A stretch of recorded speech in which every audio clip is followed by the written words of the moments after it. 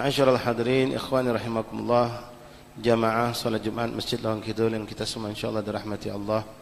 Assalamualaikum warahmatullahi wabarakatuh.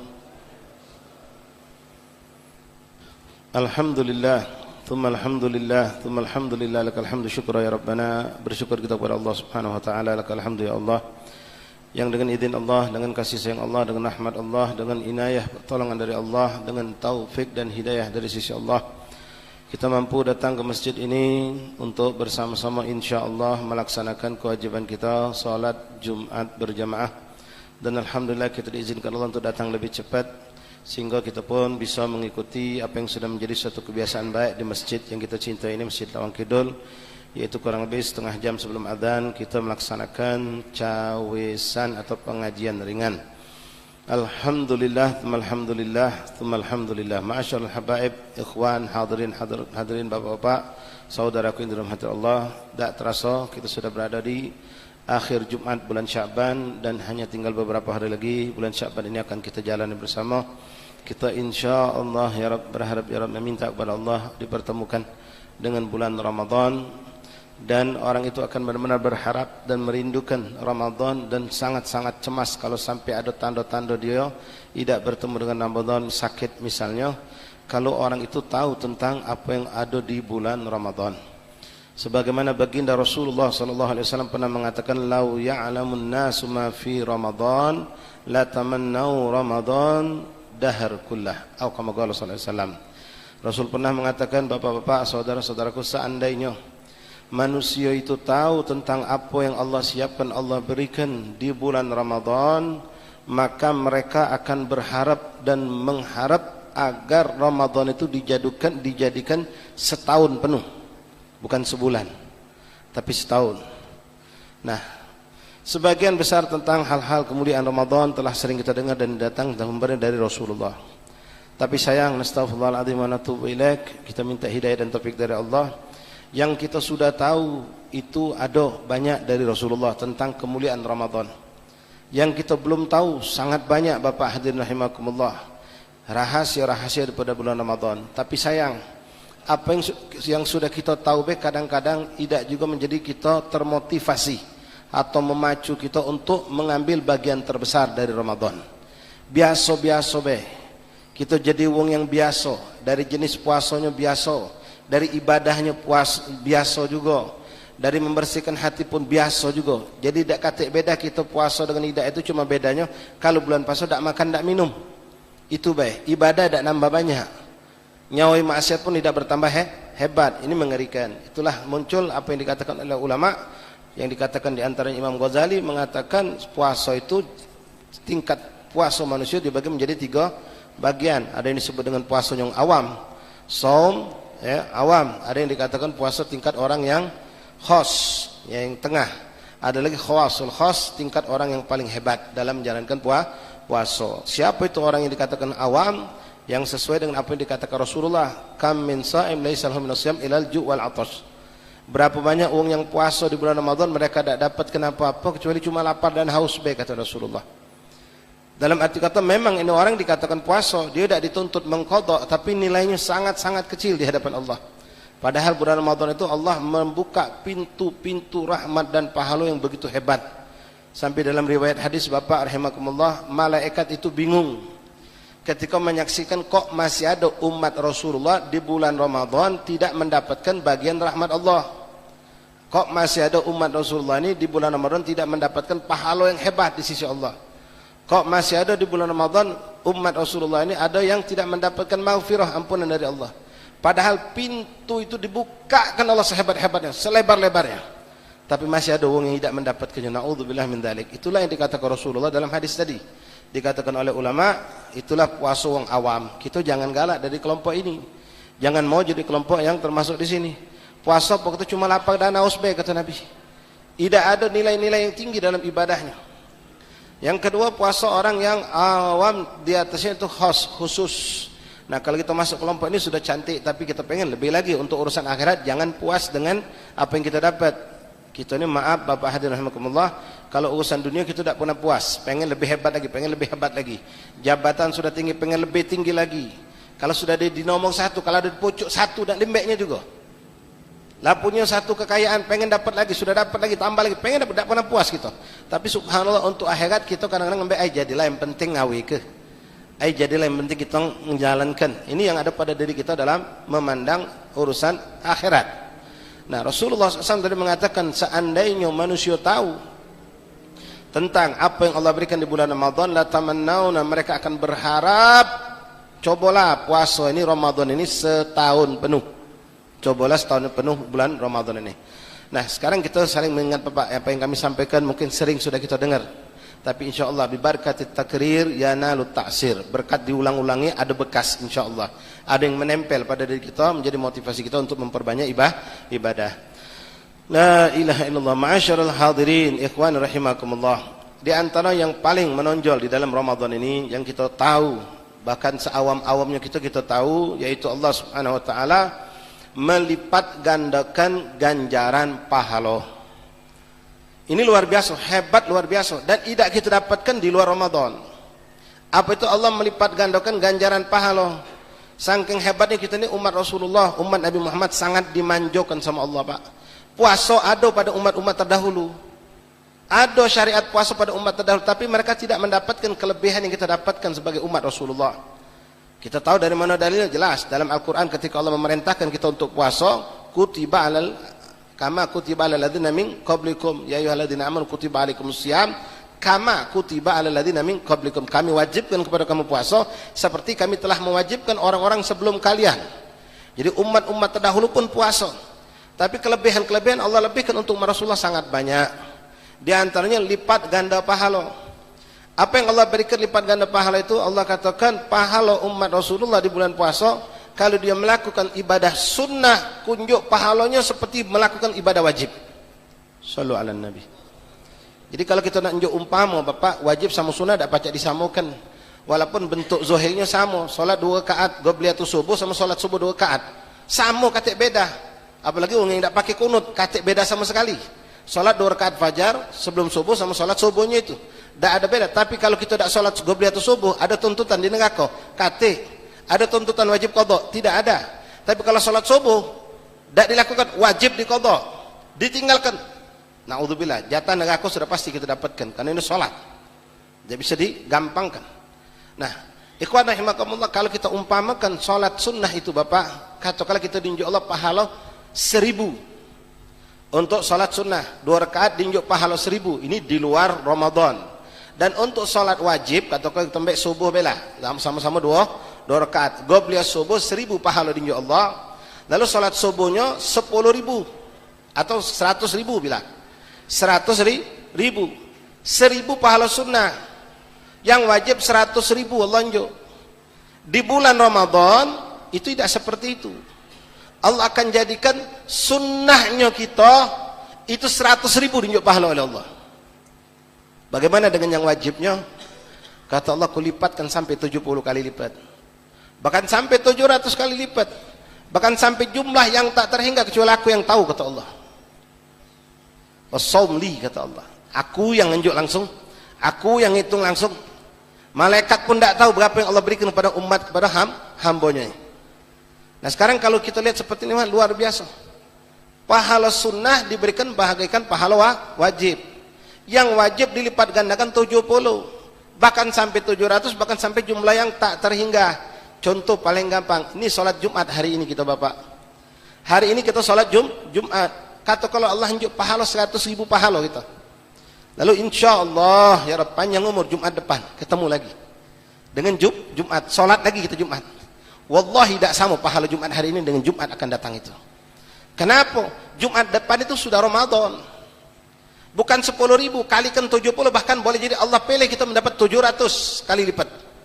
Boleh jadi dilebihkan lagi sampai jumlah yang kita tidak tahu. Ini yang dikatakan Rasulullah. Saya tunjuk lagi contoh Bapak hadirin rahimakumullah.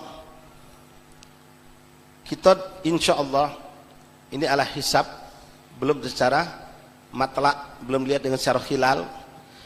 Cuma caknya sepakat tahun ini nasional termasuk ikhwan kita Muhammadiyah Jawa lagi, mereka dengan hisab sudah mengatakan Ramadan tanggal 13 insyaallah. Kita pun pecahnya sama 13, walaupun kita tetap nak lihat dulu bagaimana bulan muncul atau tidak, karena Rasul memang memerintahkan seperti itu. Sumu li ru'yatikum wafturu li ru'yatikum, kata Rasulullah. Mulailah kamu puasa dengan melihat bulan, dan berbuka, maksud itu berlebaranlah kamu juga dengan melihat bulan. Kalau bulan tidak terjengok, maka baru kita nanti memilih cara lain, di antaranya dengan cara hisab. Sering kadang-kadang hisab ini memang pacak diterkah, bukan cuma berapa bulan sebelumnya, berapa tahun sebelumnya, biiznillah ulama kita tahu. Ini kehebatan ilmu yang Allah beri. Sebelum ada segala macam kecanggihan alat, bisa melihat keadaan alam di langit sana. Ulama kita dengan izin Allah sudah tahu kapan bakal terjadi gerhana, pada malam apa gerhana bulan terjadi, jam berapa, menit ke berapa, puncak gerhana, detik ke berapa. Subhanallah, mereka tahu. Bukan kasyaf, tapi ilmu. Bukan kasyaf, tapi ilmu yang Allah berikan kepada manusia. Nah, ikhwan rahimakumullah, hafizakumullah, wafaqakumullah. Katakanlah insyaallah kita mulai puasa malam Selasa depan, Pak. Hitungan 1 Ramadan dalam Hijriyah, dalam tarikh Islam, tanggalan Islam itu dimulai dari beduk maghrib, itu masuk tanggal berikut. Jadi ini hari Jumat nih, maghrib nanti secara hitungan Hijriyah, tanggalan Islam, maghrib malam ini sudah hitungan Sabtu. Sudah hitungan Sabtu, sudah hitungan tanggal berikutnya. Masuk tanggal berikutnya. Kalau nasional 00 jam 00, tapi kalau dalam Islam maghrib itu hitungan berobahan hari. Jadi kalau insyaallah kata kelas Senin depan malamnya kita tarawih, atau malam pertama Ramadan jatuh malam Selasa, maghrib itu begitu adzan Allahu Akbar, masuk itu Ramadan, sudah masuk Ramadan. Nah sekarang Bapak, saya contohkan kepada Bapak hadirin perbedaan ini, mudah-mudahan menjadi motivasi kita untuk memperbanyak benar-benar ibadah. Hari Senin depan, katakanlah semenit sebelum adzan maghrib, berarti masih bulan Sya'ban, Bapak menentukan duit 10.000, masuk ke celengan masjid, masuk ke masjid, ada celengan, masuk ke, sudah masuk ke celengan, berjalan sejogos, tak sampai mimbar sini bunyi adzan, jam berbunyi, muadzin ngembek mic, Allahu Akbar, maghrib, berarti masuk Ramadan, sementara aten ini muadzin sedang ngebang, terpegang duit ada 10.000 lagi, mentuk ke balik lagi ke situ, masuk ke celengan. Berapa yang kita infakkan? 10.000 lagi, Pak. Sebelum adzan 10.000, setelah adzan 10.000. 10.000 pertama bulan apa? Sya'ban. 10.000 kedua bulan Ramadan. Pahalanya demi Allah beda ini, Pak. Walaupun nilainya sama 10.000. Kenapa? Yang 10.000 pertama bulan Sya'ban, tapi 10.000 kedua sudah masuk bulan Ramadan. Dilipat ganda kali 10.000, diganti oleh Allah katakanlah jadi 100.000 pahala. Ini tidak 100.000 yang setelah maghrib, Pak. Beda. Kenapa? Keagungan, kemuliaan bulan Ramadan itu luar biasa. Makanya begitu banyak orang-orang solihin, kalau saat ini hari seperti kita ini, Pak, dia sakit berat, nangis dia. Pertama khawatir meninggal tidak ketemu Ramadan, kedua khawatir ketemu Ramadan tapi tidak mampu ibadah banyak karena sakit. Itu orang-orang solihin. Tapi kita biasa, baik. Bahkan kita pikirkan ini belum masuk Ramadan lah mikirkan mana ngejo kelebaran. Subhanallah. Bukan kita mikirkan sekarang apa dia menu ibadahku dan keluargaku. Dari semenjak sahur, sebelum sahur apa nak aku gawe ke? Habis sahur tunggu beduk apa nak aku gawe ke? Habis adzan subuh balik sembahyang subuh apa nak aku gawe ke? Waktu duha apa nak aku kerjakan? Sebelum zuhur ba'da apa nak? Ada juga menu. Ini cuma kita ngejokan, bahkan sama bini kita ngejokan apa menu makan buka makan sahur. Yang kita pikirkan sampai subhanallah apa nak dibeli di mana, baju kakek, sepatu kakek, segala macam. Yang kita jadi pikirkan sekarang mikirkan hordeng nak ganti warna apa? Subhanallah. Ibadah dulu depan mata kita nih. Ramadan. Itu contoh, Pak. Yang ngomong bukan saya, Pak. Rasulullah. Ngabarkan kita. Mbak ini bagian. Contoh lagi, seperti tadilah Senin depan ini kejadian, anggap. Senin akhir Sya'ban. Beduk maghrib masuk Ramadan, malam Selasa. Sebelum maghrib, Bapak duduk di masjidnya atau di rumah katakanlah. Tinggal katakanlah setengah menit lagi adzan maghrib. Duduk manis. Astaghfirullahaladzim, astaghfirullahaladzim, astaghfirullahaladzim, alhamdulillah, alhamdulillah, alhamdulillah. Beduk maghrib. Beduk maghrib. Adzan, dijawab adzan. Selesai adzan dijawab. Kembali kita astaghfirullahaladzim, astaghfirullahaladzim, astaghfirullahaladzim, alhamdulillah, alhamdulillah, alhamdulillah. Tiga kalimat ini Pak. Tadi sebelum maghrib diucapkan kapan? Bulan Sya'ban. Lalu kita ucapkan lagi kapan? Masuk bulan Ramadan. Apakah sama nilai pahala keduanya di sisi Allah? La wallah. Istighfar yang kita ucapkan sebelum Ramadan dengan istighfar di dalam Ramadan itu beda nilai di sisi Allah. Beda nilai di sisi Allah. Hamdalah yang kita ucapkan pun sama. Alhamdulillah yang kita ucapkan sebelum Ramadan sama sebelum Ramadan beda. Contoh sikok lagi. Sebelum adzan maghrib bulan Ramadan masuk, akhir Sya'ban, kita sempat baca suratul Fatihah. Anggaplah lah paling pendek Pak. Ya 5 detik sebelum adzan maghrib. 5 detik sebelum adzan maghrib. Berarti masih bulan Sya'ban. Kita masih sempat ucapkan Bismillahirrahmanirrahim. Beduk maghrib. Adzan. Selesai adzan, kita ulangi lagi Bismillahirrahmanirrahim. Itu Bismillahirrahmanirrahim hurufnya 19. Bagi wong yang mengucapkan tanpa wudu, bukan hadas besar, itu satu huruf dinjuk pahala 10 oleh Allah. Jadi 19 dapat pahala 190. Itu kalau tidak punya wudu. Nah, ini anggaplah orang tadi tidak punya wudu. Dia ucapkan sebelum maghrib akhir Sya'ban, detik-detik akhir bulan Sya'ban, ucapan Bismillahirrahmanirrahim, maka dia dicatatkan pahala di sisinya 190 pahala. Setelah masuk Ramadan maghrib adzan, dia ucapkan lagi kalimat itu. Apakah sama dia dapatkan pahala 190? La wallah, tidak sama Pak. 190 tolong kali ke 70. Atau bahkan kalau Allah menyayangi kita, melihat kita ini kesungguh-sungguhan, dikasih 700 kali lipat, kali ke 190. Bukan kali ke 10, kali ke 190. Kali ke 700. Itu yang kita dapatkan. Ngapa pecah beda Ustaz? Kan hurufnya sama, yang diucapkan sama. Fatihah pertama kan Bismillahirrahmanirrahim. Katik nambah sehuruf pun. Yang kedua pun sama. Iya sama, tapi waktunya yang menjadikan perbedaan nilai pahala di sisi Allah. Ini luar biasa kita dimanjakan Allah. Lalu kita sering dengar, ya banyak orang demen dengan ini. Memang ini hakikat memang ucapan Nabi. Rasul mengatakan nom soem ibadah. Tiduknya orang puasa di siang hari bulan puasa itu ibadah di mata Allah. Tiduk gitu Pak, ibadah. Tapi ulama ada yang mengatakan bukan tiduk. Ya, maaf, tiduk kebo di bahasa kita bukan. Ada ulama lebih menekankan tiduknya hamba Allah yang dinilai ibadah itu karena dia malam bangun ibadah kepada Allah, lalu letih capek, dia qadha istilah tiduk tadi itu di siang hari. Itu yang bernilai ibadah. Ada lagi ulama mengatakan yang bernilai ibadah itu adalah orang yang dia tadi itu memilih biarlah aku tidur daripada aku melek tapi jengok maksiat. Di dalam rumah maksiat ada, di luar rumah ada maksiat juga. Dan dia tak kuat juga kalau sudah dia melek, megang HP, terbuka yang terjengok juga banyak maksiat. Jadi mending aku menyelamatkan diri tidur jadi. Nah, ini ibadah. Namun ada pendapat yang ketiga, pokoknya tidur. Secara umum nas ada situ itu yang diambil. Siapa yang tidur di siang hari bulan Ramadan, pahala. Dianggap ibadah. Tapi maaf, Bapak, adzanakumullah, ya, jangan salah.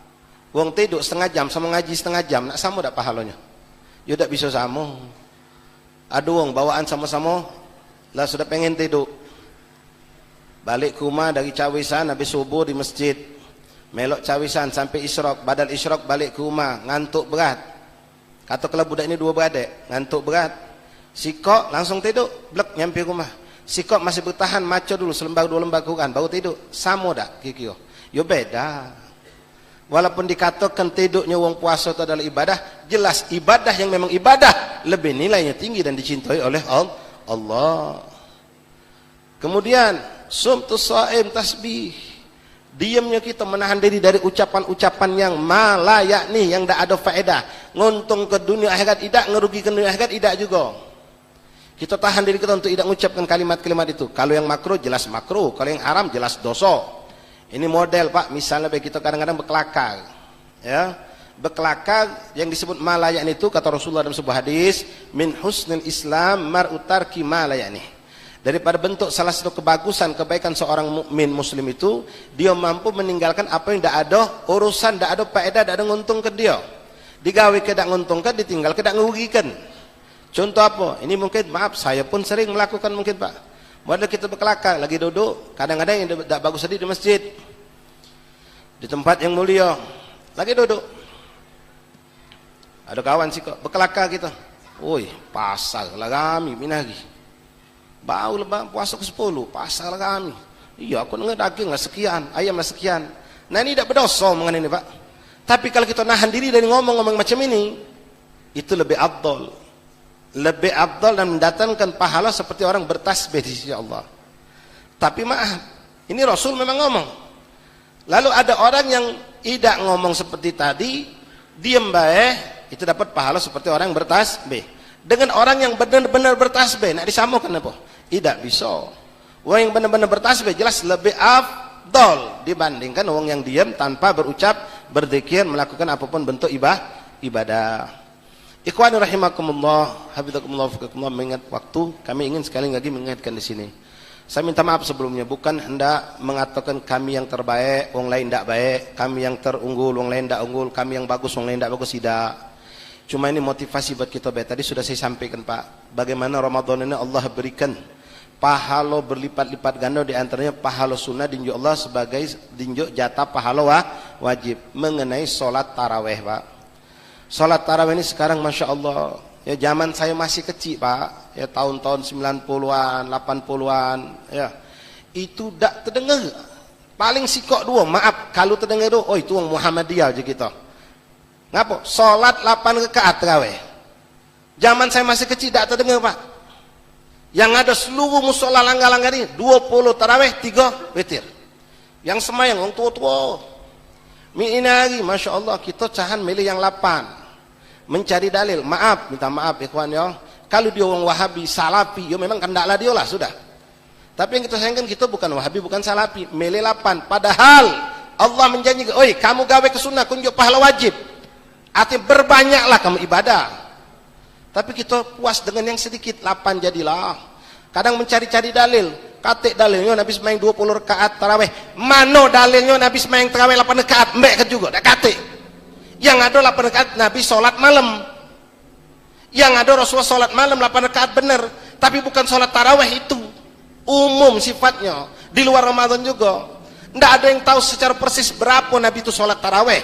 Karena Nabi waktu zaman Rasulullah sholat, kadang Nabi sholat di masjid Pak. Ketika menyaksikan uang banyak melok, Nabi takut nanti orang anggap ini wajib. Nabi sholat di rumah. Lalu Nabi sholat lagi di masjid, lalu sholat lagi di rumah. Sampai akhir hayatnya, Nabi tidak pernah ngundang uang untuk sholat berjamaah. Tidak pernah. Kalau bicara tentang bid'ah, maaf, kamu yang 8 rakaat itu bid'ah juga. Nabi tidak pernah melakukan berjamaah. Tapi sekali lagi maaf, 8 rakaat itu sholat malamnya Rasulullah. Di Ramadan, wallahu alam tarawehnya. Di luar Ramadan sepanjang tahun Nabi sholat malam memang 8 rakaat.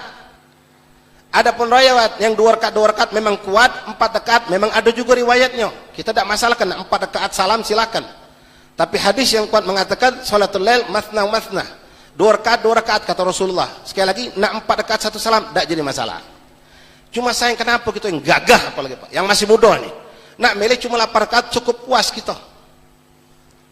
Lihat orang itu, wallah ini masjid Pak jadi saksi Pak dari zaman Kiai Morogan sampai orang tua kita terakhir. Alhamdulillah sampai hari ini 20 tarawih 3 tak bergerak. Witir.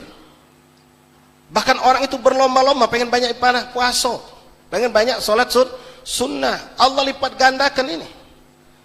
Kalaupun itu bid'ah, kaget hati-hati kau jangan sembarang ngomong ngatakan bid'ah. Yang kami contoh ini khulafa Rasulullah, sahabat Rasulullah. Sayyidina Umar yang pertama kali ngadokan ini sholat berjamaah taraweh, termasuk bid'ah. Kalau bicara tentang bid'ah, belum pernah Rasul ngadokan sholat berjamaah taraweh. Walasin Abu Bakar Siddiq tidak pernah melakukan itu di zaman Khalifah Umar dan disetujui oleh ribuan sahabat Rasulullah. Bukan Sayyidina Umar itu seorang pemimpin diktator macam yang kita dapatkan di zaman-zaman kita sekarang. Apa jadi A, B, walaupun salah, walaupun berbuat dolim. Tidak, Sayyidina Umar tidak seperti itu. Dengan tawaduk beliau mengatakan ana amirul mukminin. Belum disebut amirul mukminin kecuali di zaman beliau. Dan antum kata beliau ngomong ke sahabat ketika beliau dilantik, tegur aku kalau aku salah. Ini benar-benar ucapan Sayyidina Umar zaman dulu minta dikritik tuh. Tapi tidak ada sahabat yang mendapatkan Sayyidina Umar itu salah. Kalau mereka salah, saya Sayyidina Umar, mereka berani tegur. Walaupun Syekh Ahmad itu memang wongnya hebat, temperamen pula. Tapi tidak ada yang takut. Kenapa? Alal haq. Nah ini sudah dilakukan oleh Sayyidina Umar 20 rakaat dari zaman dulu. Tidak usah banyak cerita secara akal bodoh Pak. Sekarang lihat di Mekah Madinah. Bapak punya mungkin bisa setel TV di rumah yang ada antena. Berapa rakaat? 20 rakaat Mekah Madinah itu. Bahkan dengan juz-juzan Quran. Bahkan mereka tambahkan lagi malam witir berjamaah. Witir berjamaah. Nah kenapa kita cuma milih 8 rakaat? Sebuah hadis Rasulullah diriwayatkan oleh Sa'id Al-Khudri radhiyallahu anhu, dikeluarkan hadis oleh Imam Nasa'i rahimahullah. Rasul menyebutkan Pak, dari hadis yang cukup panjang saya ambil penggalan terakhirnya, walaisa mu'min kata Rasulullah, dan tidaklah seorang mukmin yusalli fi lailatin ay Ramadan, tidaklah seorang mukmin muslim salat di malam hari di bulan Ramadan illa kecuali kataballahu lahu alfain hasanat min kulli sajadatin, kecuali Allah akan catatkan bagi hamba tersebut 2000 pahala untuk sekali sujud. Sekali sujud Pak, serakaat ada 2 sujud. Kalau kita sholat 8 rakaat berapa sujud? Cuma 16 sujud. Kalau yang 20 rakaat berapa sujud? 40 sujud. Sekarang ini Allah tawarkan urusan akhirat ngapu tidak tomak kita ini, ngapu tidak rakus kita. Urusan dunia Masya Allah, ini akhirat Allah dan tidak Allah berikan kecuali di bulan Ramadan. Bahkan bukan cuma itu Pak, Rasul mengatakan saya lambutan daripada hadis tersebut, wa banalahu baitan fil jannah, dan untuk sekali sujud itu Allah berikan, bangunkan rumah istana di surga sekali sujud. Sekarang nak milih 16 apa 40? Na'udzubillah, penyakit hati yang alang kekotoran kalau biarlah ada jadilah 4 rakaat 8 rakaat. Memang sholat tarawih Bapak jangankan 8, 2 rakaat lagi boleh. Kalau kita uzur, capek, letih, jangan tinggalkan. 2 rakaat jadilah sholat tarawih. Tidak apa-apa. Tidak ada ketentuan dari Nabi harus 8, harus 2, harus 20, harus sekian. Tidak. Tapi kita mencontoh khulafa Rasulullah, sahabat Rasulullah, ulama dari zaman dulu sampai sekarang. 20 rakaat. 20 rakaat. Balik kepada hadis tadi. Setiap sekali sujud 1 rumah. Di surga. Ingat, bukan rumah di dunia. Rumah surga dengan cara bangunan surga, dengan bahan surga. Dijelaskan oleh Nabi. Dari apa bangun itu? Min yakutil khamra, dibangun dari permata merah. Bukan permata merah di dunia, di surganya Allah. Lalu, wallahi wan azim, luar biasa ini. Nabi mengatakan, mungkin mana beb bentuk rumah itu beb yang kita bakal tinjau Allah, istana itu. Nabi sifatkan dalam hadis ini. Laha situna alaf baban. 1 kali sujud tadi Pak, di bulan Ramadan malam hari, dinjuk 1 istana. Yang mana istana terbuat dari permata merah. Yang mana dia memiliki pintu 600.000 pintunya. Sallu ala Nabi. Pacak tak kita mayangkannya Pak? Masjidil Haram itu katakanlah, saya tidak sempat ngitung, tidak pernah juga, mungkin kalau Bapak cari di Google dapat berapa jumlah pintunya, mungkin katakanlah 1000 pintu. Ini 600.000 bukan 600. 6.000 bukan, 600.000 pintunya. Lalu Rasul katakan pula, wa fiha, dan di setiap pintu itu ada istana lagi Allah bangunkan. Allahu Akbar. Wallah tidak bisa bayangkan Pak. Pintu itu tengahnya ada istana. Pintu ini 600.000. Di pintu itu pojoknya ada rumah. Itulah sikap sujud kita dapatkan diberikan oleh Allah di bulan Ramadan. Wallah Pak, syahidnya kita lihat Pak di Tarim Pak, bukan lebih ke kota Tarim dari kota yang rendah. Kebetulan memang kita pernah hidup di sana, tinggal di sana. Hadramut, tempat asal muasalnya Wali Songo, tempat asalnya para habaib sampai hari ini. Mereka tuh berlomba-lomba ibadah, apalagi 10 terakhir gitu.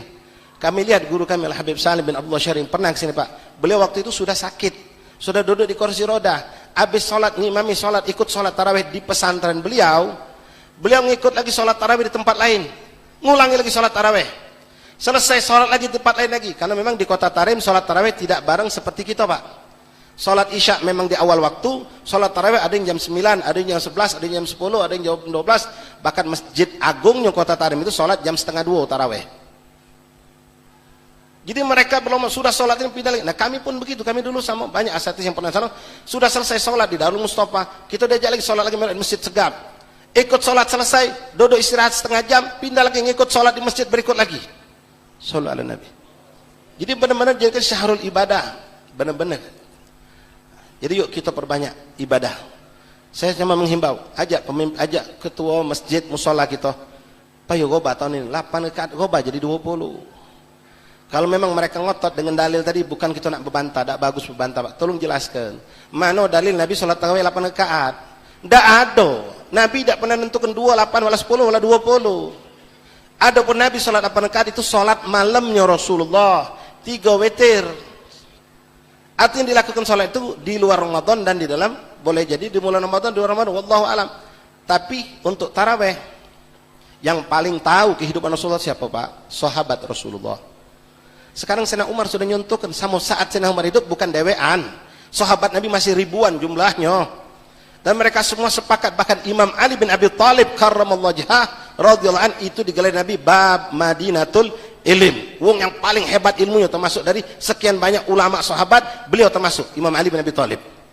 Ketika beliau lewat magam Rasulullah, Masjid Nabawi, di situ ada magam Sayyidina Abu Bakar dan Sayyidina Umar.